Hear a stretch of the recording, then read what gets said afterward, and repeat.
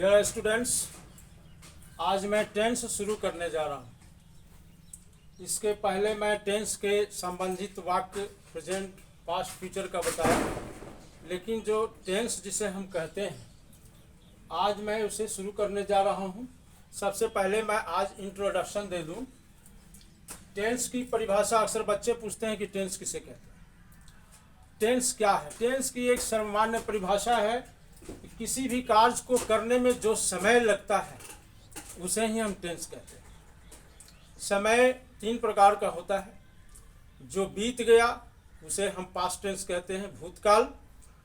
जो अभी चल रहा है उसे हम वर्तमान काल कहते हैं, और जो आने वाला समय है उसे हम फ्यूचर टेंस कहते हैं, मतलब भविष्यत काल कहते हैं। तो प्रेजेंट, पास्ट और फ्यूचर तीन ही टेंस होते हैं। प्रेजेंट टेंस का पहचान है वाक्य के अंत में है, हैं, हो, हूँ लगा रहता है। यदि है, हैं, हो, तो समझ जाइए वो प्रेजेंट टेंस का वाक्य है, वर्तमान काल का वाक्य है। पास्ट टेंस पहचान है कि इसके अंत में था, थे, थी रहता है। और फ्यूचर टेंस का पहचान है कि वाक्य के अंत में गा, गे, गी रहता है। लेकिन अब इसके बाद से हम ये कहना छोड़ देंगे कि वाक्य के अंत में है, गा, गे, गी, था, थे, थी लगा रहता है। इस वाक्य के अंत का प्रयोग नहीं करेंगे। अब क्या करेंगे हम आगे बताएंगे। तो टेंस की परिभाषा हिंदी में तो बता दिया, अंग्रेजी में एक परिभाषा आप ले लें। एनी एक्शन या the time in which any action takes place is called tense. जिस समय में वाक्य का क्रिया संपन्न होता है, कार्य संपन्न होता है, उसे ही हम टेंस कहते हैं। हम जो भी वाक्य बोलते हैं वो या तो बीते हुए समय का होगा या अभी जो चल रहा है। जैसे हम अभी पढ़ा रहे हैं, ये प्रेजेंट टेंस का वाक्य है, हम अभी पढ़ा रहे हैं। और आने वाला समय वो फ्यूचर टेंस कहलाता है। तो तीन ही तरह का हम समय का प्रयोग करते हैं। अब उन तीन समय को हम चार चार भागों में बांटते हैं। प्रेजेंट टेंस को चार भाग में बांटते हैं, पास्ट टेंस को भी चार भाग में बांटते हैं, चार समय में, और फ्यूचर टेंस को भी चार भागों में यानी चार टेंस में बांटते हैं। इस तरह से कुल टेंस मिलाकर प्रेजेंट, पास्ट, फ्यूचर का 12 टेंस के वाक्य आप पढ़ेंगे। अब इन 12 टेंस की पहचान क्या है, अलग अलग हम समझेंगे। अब यहां देखें, प्रेजेंट टेंस के चार भाग जो दिए गए हैं, प्रेजेंट इंडेफिनिट टेंस या सिंपल प्रेजेंट टेंस। इसे हम हिंदी में भी कह सकते हैं, लेकिन हिंदी का प्रयोग होता नहीं है उतना, लेकिन हम लिख देते हैं। इसे हम कहेंगे अनिश्चित वर्तमान काल,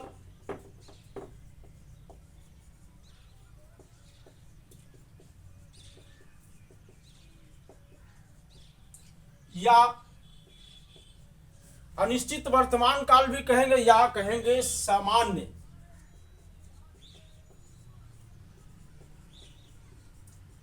वर्तमान काल। एक चीज ध्यान देंगे, प्रेजेंट इंडेफिनिट टेंस जो कहते हैं, इसका दूसरा नाम सिंपल प्रेजेंट टेंस भी है।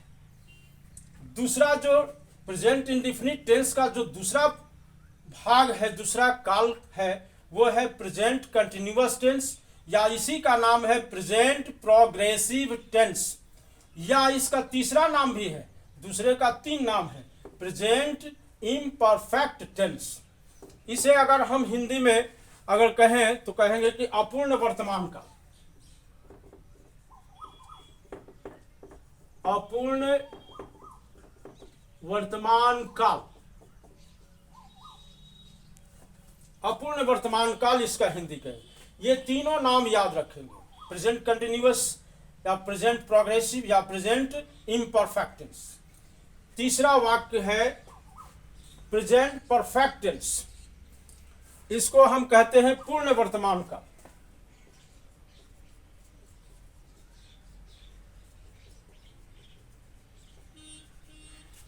पूर्ण वर्तमान काल। और जो चौथा है वो है प्रेजेंट परफेक्ट कंटिन्यूअस टेंस।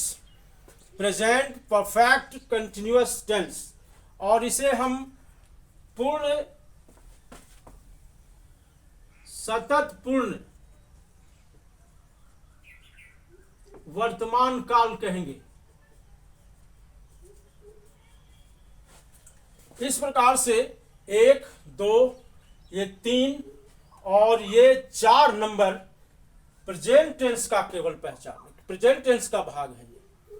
इस तरह कहेंगे कि टेंस पिता है, इसके 3 पुत्र हैं, present tense, past tense, future tense, और तीनों पुत्र के 4 पुत्र हैं। तो प्रेजेंट टेंस के 4 पुत्र होंगे, प्रेजेंट इंडेफिनिट टेंस या उसी का एलियस सिंपल प्रेजेंट टेंस कहेंगे, और दूसरे पुत्र का नाम है प्रेजेंट कंटिन्यूअस टेंस, या उसी का नाम है प्रेजेंट प्रोग्रेसिव टेंस, या उसी का तीसरा नाम है प्रेजेंट इम्परफेक्ट टेंस, और तीसरा पुत्र का नाम है प्रेजेंट परफेक्ट टेंस, और चौथे का नाम है प्रेजेंट परफेक्ट कंटिन्यूअस टेंस। अब इन चारों पुत्रों का शकल कैसा है, इसको कैसे पहचानेंगे, तो इनको पहचानने का नियम हम आपको सभी का अलग अलग बताएंगे। तो ये तो प्रेजेंट टेंस का हुआ। अगर आपको पास्ट टेंस का इन चारों बेटे का नाम जानना है तो इन चारों का नाम होगा, आप केवल प्रेजेंट टेंस की तरह पास्ट टेंस लगा दें। पास्ट, यहां प्रेजेंट है तो पास्ट लगा दें। पास्ट इंडेफिनिट टेंस या सिंपल प्रेजेंट की जगह पास्ट टेंस, जहां जहां प्रेजेंट लिखा हुआ है वहां पास्ट लगा दें, तो ये पास्ट टेंस के 4 पुत्रों का नाम हो जाएगा। अगर फ्यूचर टेंस के पुत्रों का नाम जानना है तो केवल नाम जान सकते हैं। अब प्रेजेंट की जगह आप फ्यूचर लगा करके लिख ले तो वो फ्यूचर टेंस में चारों पुत्रों का नाम आपको मालूम हो जाएगा। इस तरह से आप एक टेंस को याद कर ले, केवल प्रेजेंट टेंस को, तो आपको ऑटोमेटिकली ये पास्ट टेंस और फ्यूचर टेंस भी याद हो जाएगी। इनको याद रखना जरूरी है नाम, और नाम अभी याद कर लेते हैं, तब उनका हम शक्ल बताएंगे, उनका रूप बताएंगे कि वे कैसे होते हैं। अब इनको पहचानने के लिए हम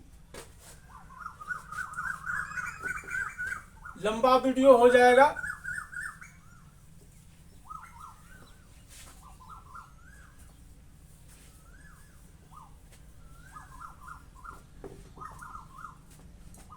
तो प्रेजेंट इंडेफिनिट टेंस,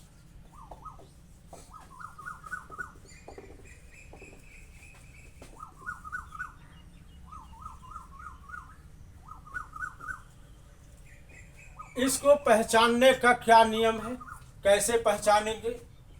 इसको पहचानने का नियम है कि जिस हिंदी वाक्य की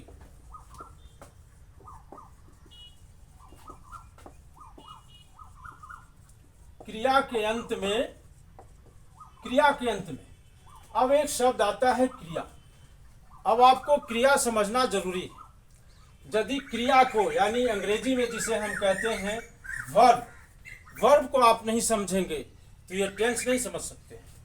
अब यहाँ वर्ब और सब्जेक्ट और ऑब्जेक्ट समझना जरूरी है। तो आज मैं समझाऊंगा यहीं पर, जिस हिंदी वाक्य क्रिया के अंत में ता है, ती है, ते है लगा रहे तो उसे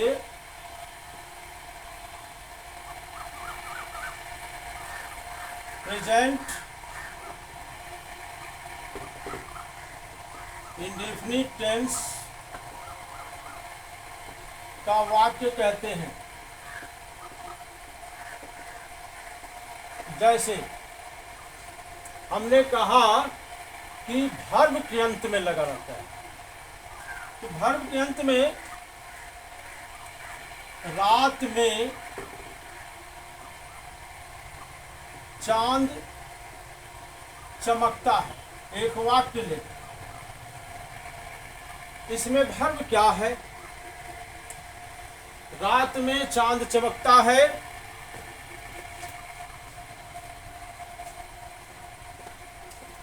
अक्सर बच्चे कहते हैं कि रात सब्जेक्ट है, तो वर्ब क्या है? कुछ लोग चांद बताते हैं, कुछ लोग चमकना बताते हैं। हमने लिखा जिस हिंदी वाक्य के क्रिया के अंत में, जिस हिंदी वाक्य के क्रिया के अंत में ता, आप इसी से पहचान सकते हैं। ता है लगा है, यही वर्ब। जिसमें ता है, ती है लगा है, वही वर्ब। और ऐसे भी आप खेलना, ये तो चमकना, चमकना से बनता है चमकता। एक ओरिजिनल फॉर्म होता है चमकना, चमकना से बनता है चमकता है, चमक रहा है, चमकेगा, चमका था इत्यादि होता है। लेकिन मूल वर्ब है चमकना, चमकना से बना है चमकता है, इसलिए ये वर्ब हो गया। अब सब्जेक्ट का आप पता लगाएंगे तो इसमें कौन लगाकर, में कौन लगाकर प्रश्न करें और इसका उत्तर, या ऐसे लिखे जो उत्तर मिलेगा,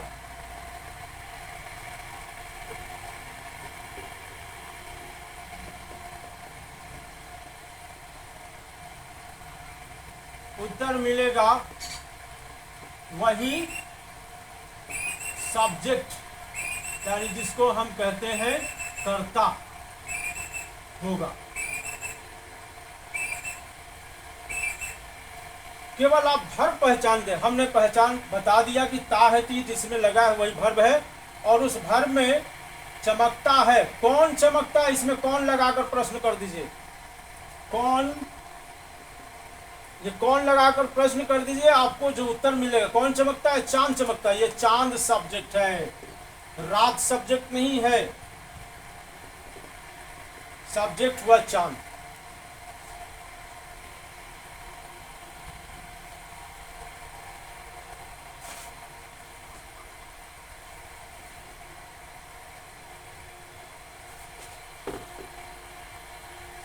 और ऑब्जेक्ट का आप यदि पता लगाना चाहें, ऑब्जेक्ट का पता कैसे लगता है, तो जैसे वर्ब में आप कौन लगाकर प्रश्न पता कर लिया कि सब्जेक्ट है, ऑब्जेक्ट का पता लगाने के लिए क्रिया में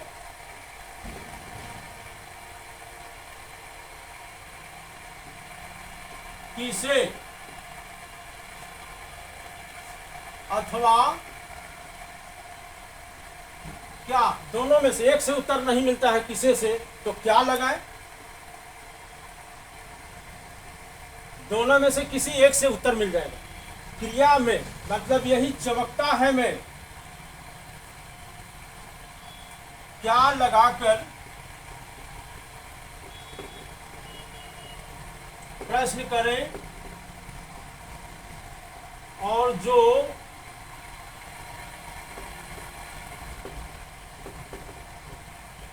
उत्तर मिलेगा वही ऑब्जेक्ट, यानी जिसको हम कहते हैं कर्म होगा। तो सब्जेक्ट और वर्ब को पता करने के लिए हम दो नियम बताया, इसको आप याद कर ले, और कहीं भी वाक्य में इस नियम के द्वारा आप सब्जेक्ट और वर्ब ऑब्जेक्ट का पता कर सकते हैं। यदि वर्ब मालूम हो जाता है तो वर्ब तो मालूम होना, वर्ब तो ता है ती है को बताया है। अब एक वाक्य और ले लें। कितने लोग पढ़ाते हैं कि वाक्य के अंत में ता है ती है लगा, तो बिल्कुल गलत है। अब जैसे मान ले कौआ काला होता है, इसमें भी ता है आया, तो कौआ काला होता है,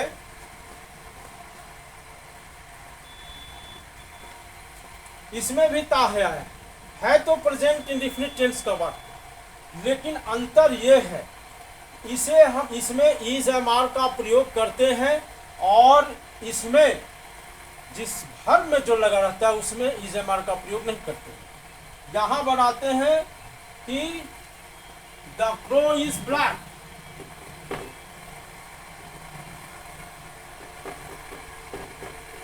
लेकिन यहां बनाते हैं रात में चांद चमकता है, the moon shines at night. यहाँ इज एम आर नहीं लगा। अब देखें, इतना के बाद हम इसको अब बनाने का नियम बतलाएंगे। ये याद कर लेंगे सब्जेक्ट और वर्ब का पता लगाने का नियम। और वर्ब हम और बता देते हैं, चमकना, हंसना, खेलना, दौड़ना, झगड़ा करना, गाली देना, ये सब वर्ब है। पढ़ना, लिखना, जाना, आना, दौड़ना, व्यायाम करना, झूठ बोलना, सच बोलना इत्यादि यही वर्ब है। और इन्हीं वर्ब से हम सब्जेक्ट और ऑब्जेक्ट का पता लगाते हैं। अब आगे देखें ऐसे वाक्यों को बनाने का नियम क्या है।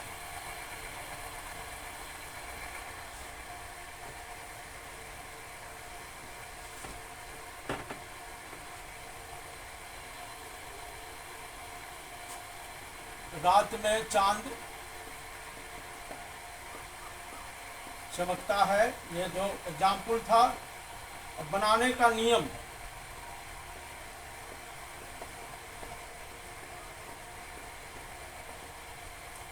इसमें पहले सब्जेक्ट लिखते हैं और तब वर्ब। वर्ब में एस या ईएस लगाते हैं जरूरत पड़ने पर, नहीं जरूरत नहीं लगाएंगे। कहाँ लगाएंगे हम अभी बताते हैं। ऑब्जेक्ट, यही बनाने का नियम। अब देखें, आप सब्जेक्ट पहले लिखें तो वर्ब को पहले देखेंगे कहाँ है वर्ब। वर्ब यहाँ चमकता है। और कौन चमकता है? तो चांद। तो लिखेंगे इस नियम के अनुसार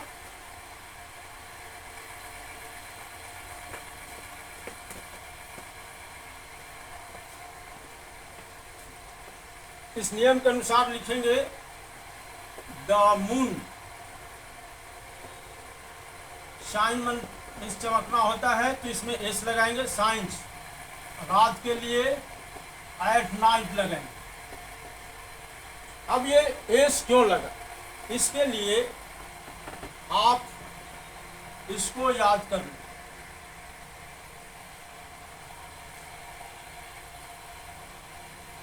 यहां लिखेंगे फर्स्ट पर्सन, यहां लिखेंगे सेकंड पर्सन, यहां लिखेंगे थर्ड पर्सन। फर्स्ट पर्सन का मतलब होता है प्रथम पुरुष, मध्यम पुरुष, उत्तम पुरुष या अन्य पुरुष भी कहेंगे।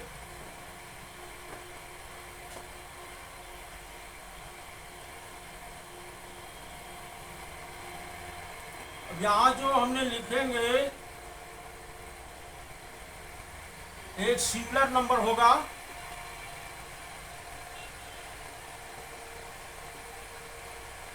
और ये प्लूरल नंबर होगा।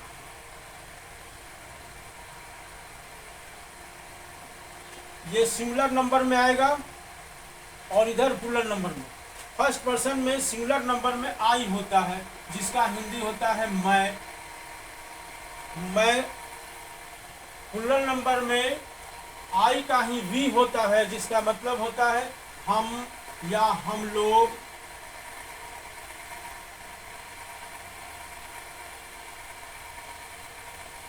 सेकेंड पर्सन में सिंगुलर नंबर में यू और प्लूरल नंबर में भी यू, इसको याद कर लेंगे।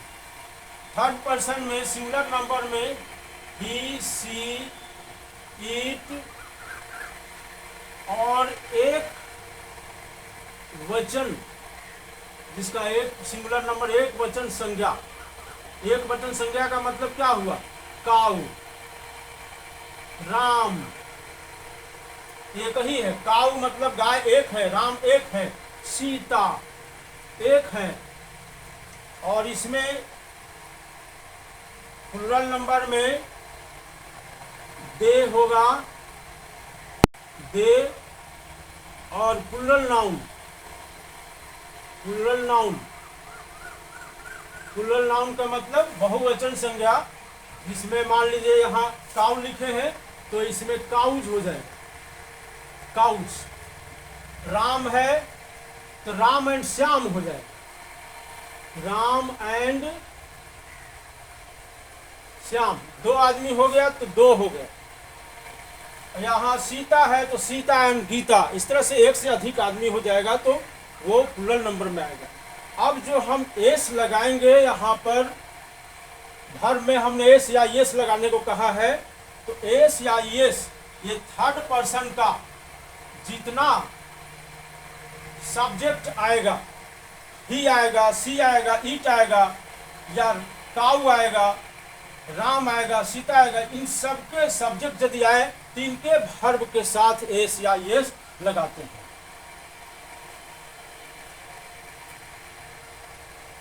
और एग्जाम्पल देखें,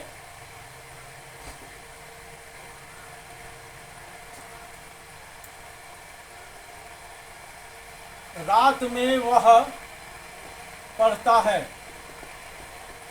क्या हो जाएगा इसका? पढ़ता है सब्जेक्ट है, वर्ब है, और ये वह सब्जेक्ट है। ही, चूंकि ही आ गया थर्ड पर्सन में, ही लिखा है, अब इसके वर्ब में एस लगेगा। ही रीड्स एट नाइट, मैं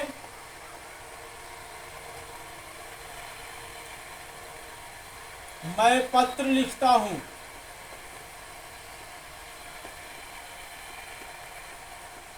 मैं पत्र लिखता हूं, लिखना वर्ब है, कौन लिखता है? मैं, इसलिए लिखेंगे आई। अब देखिए, केवल हम बोले हैं कि थर्ड पर्सन सिंगुलर नंबर में जो सब्जेक्ट रहेगा वही लगाएंगे, बाकी आई, यू, यू, वी, यू, दे, ये सब जो रहेगा सब्जेक्ट, उसमें वर्ब में एस या यस नहीं लगाएंगे। इसलिए हम लिखेंगे आई राइट अ लेटर। राम और सीता बाजार जाती हैं। क्या बनाएंगे? राम एंड सीता, 2 सब्जेक्ट हो गया, एक से अधिक हो गया, इसलिए एक से अधिक वाले इसमें आ जाते हैं। एक था यहाँ पर तो लगा, अब अधिक के लिए Ram and Sita go to, कहाँ बाजार है ना, गो टू मार्केट। इस प्रकार से 2 जब हो जाए सब्जेक्ट तो प्लूरल में आ जाएगा, नहीं लगेगा एस।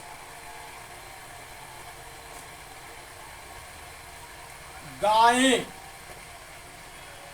दूध देती हैं, सभी गायें दूध देती हैं। द काऊ गिव्स मिल्क, गायें दूध देती हैं, द काऊ गिव्स मिल्क। इस प्रकार से केवल थर्ड पर्सन सिंगुलर नंबर में जो सब्जेक्ट है उन्हीं के वर्ब के साथ एस या यस लगाते हैं, और बाकी फर्स्ट पर्सन, सेकंड पर्सन के और थर्ड पर्सन प्लूरल नंबर में सब्जेक्ट यदि आए तो वर्ब में एस या यस नहीं लगाते हैं। अब इसका इंट्रोगेटिव और निगेटिव मैं अगले वीडियो में बताऊंगा। सब्सक्राइब करें और बेल आइकन दबाएं।